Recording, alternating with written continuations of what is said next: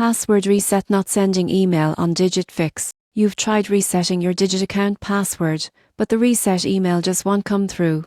It's frustrating, especially when you need to check your savings or automated transfers. The good news is, this issue is usually simple to fix if you know what to look for. Start by checking your spam or junk folder. Password reset messages from Digit usually come from SuperDigit.co or No Reply Digit.co. Many email providers automatically flag these as automated messages, so use your search bar to look for Digit in all mail folders. If you don't find it there, make sure you're using the exact email address linked to your Digit account. Most people get this wrong. They enter a different one, and the system doesn't recognize it. Try resending the reset email using any other address you might have used when signing up.